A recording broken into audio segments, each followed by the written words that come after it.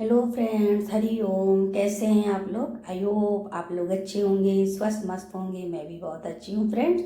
श्री कृष्ण भगवान जी कहते हैं कि तू प्रेम से, सच्चाई से मुझे याद तो कर। तू केवल याद कर, मैं खुद आगे बढ़कर आऊँगा। तुझे आना नहीं पड़ेगा।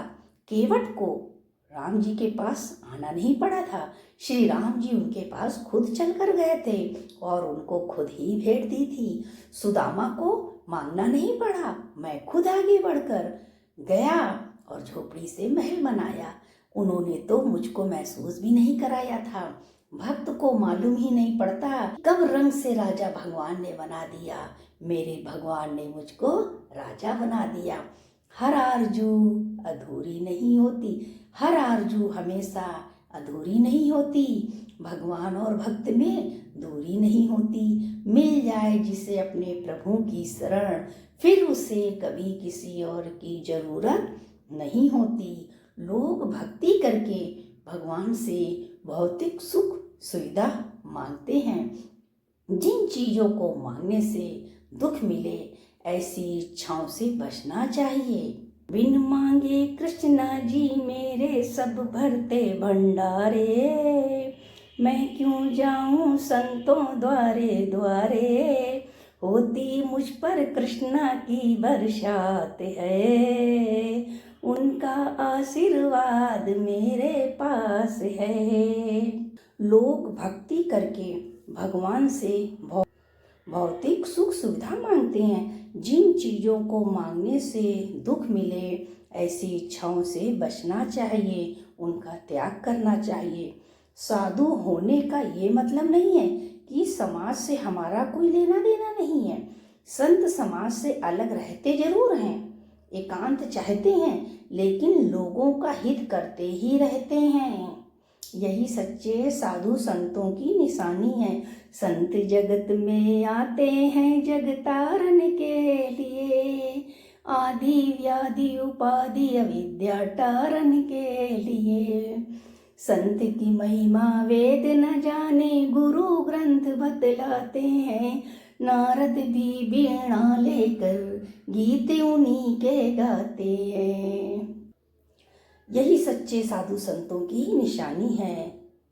हमारा जीवन अच्छा रहा, जब बुढ़ापा आने लगे तो ये मान लेना चाहिए हमारा जीवन अच्छा रहा। किसी किसी को जवानी नहीं मिलती, जब जवानी नहीं मिली तो बुढ़ापा कैसे आएगा।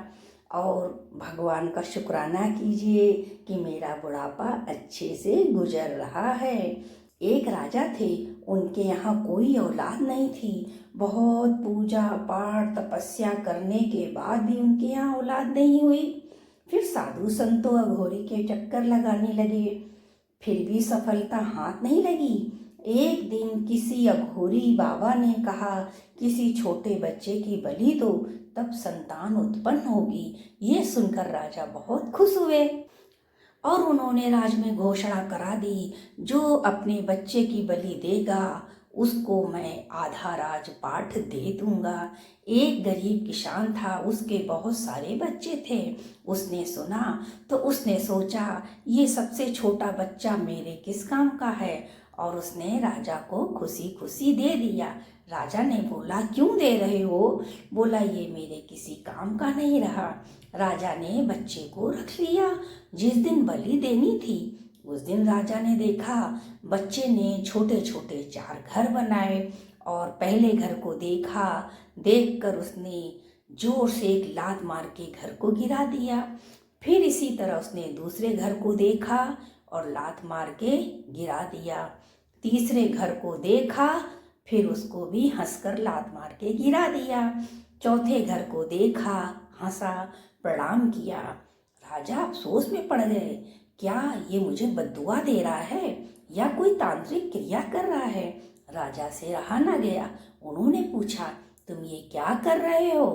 उसने कहा, कुछ नहीं। राजा ने कहा, तुम्हें बताना पड़ेगा कि तुमने 3 घरों में लात क्यों मारी, चौथे को तुमने प्रणाम क्यों किया? बच्चे ने कहा, राजा जी, घर मैंने इसलिए तोड़ा कि मेरे माँ बाप को मेरी कोई परवाह नहीं थी। उन्होंने निकम्मा समझकर हमको बलि चढ़ाने के लिए आपको दे दिया, उनको मेरे से प्रेम नहीं था। ये सोचकर मैंने लात मार दी। दूसरा घर मैंने इसलिए तोड़ा कि मेरे रिश्तेदारों को बिल्कुल मेरी परवाह नहीं थी। वो मेरे माँ बाप को सिखाते, समझाते और मना करते, उन्होंने ये नहीं किया। मैंने उस पर लात मारी और उस घर को भी गिरा दिया। तीसरा घर राजा का होता है। राजा का कर्तव्य है प्रजा की देखभाल करना, उनके सुख दुख में साथ देना, लेकिन राजा तो खुद बलि देने को तैयार है। इसलिए मैंने तीसरा घर ये सोच के गिरा दिया। रहा चौथा घर, जो हमारे भगवान का घर है, जो हमको अपनी शरण देंगे और देते हैं, मैं उनको प्रणाम करके उनके घर पे जा रहा हूँ। उसकी बात सुनकर राजा बहुत शर्मिंदा हुए और उस बच्चे को गले से लगा लिया, अपना बेटा बना लिया। अब उनको किसी की बलि देने की जरूरत नहीं हुई। वो अपनी गलती पर शर्मिंदा हुए। अपने फायदे स्वार्थ के लिए किसी का हित ना करें। स्वार्थ की दुनिया तेरे साथ न जाएगी, अंत समय तेरे काम न आएगी। स्वार्थ की दुनिया तेरे साथ न जाएगी, अंत समय तेरे काम न आएगी। मनुआ किसी के तू जाल में ना आना, सपनों की दुनिया का क्या है ठिकाना। जो लोग घर परिवार की जिम्मेदारी को महत्व नहीं देते हैं, ठीक से नहीं निभाते हैं, कुछ साल बाद उनको इस बात का अफसोस होता है, हमने क्या खोया, हमने क्या पाया। कामयाब इंसान को अपने माता पिता गुरु के सामने झुकने में शर्म नहीं आनी चाहिए। घर परिवार में एक दूसरे की बुराई ना करें, परिवार के लोगों को समझें और उनकी कमियों को दूर करने की कोशिश करें। कतराए नहीं, कटे नहीं। ये बात कभी सही नहीं हो सकती कि देवी देवता की बलि देने से भगवान प्रसन्न होते हैं। अगर कोई व्यक्ति भूखा है तो उसे किसी का पेट भरना भी किसी तरह की पूजा है। जैसी नियति वैसी बरकत, ये ब्रह्म वाक्य है। अगर नियत अच्छी है तो नसीब कभी बुरा नहीं हो सकता। इसलिए जो करें सोच समझ के करें। जैसा आप सोचेंगे वैसी प्रकृति तैयार होगी और वैसे ही पुरुष आपकी मदद करेंगे। ये प्रकृति मेरी दासी, मैं पुरुष विनाशी, मेरे से ही सारा जगत बना। मैं आत्म निश्चय में रहता हूँ, बड़े शान से जीवन सैर करूँ। ये रथ मेरा, मैं राजा हूँ, बड़े शान से जीवन सैर करूँ।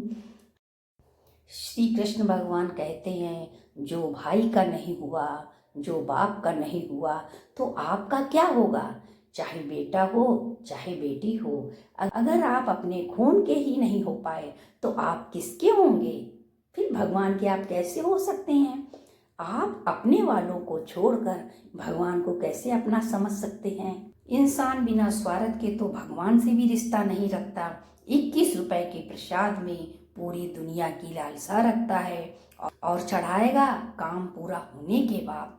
श्री कृष्ण भगवान कहते हैं, किसी को समझाने से पूर्व ये समझ लें वो आपकी बात समझने के लायक है कि नहीं, क्योंकि बड़े घड़े में छेद हो तो जितना भी पानी डालो खाली का खाली ही रहेगा।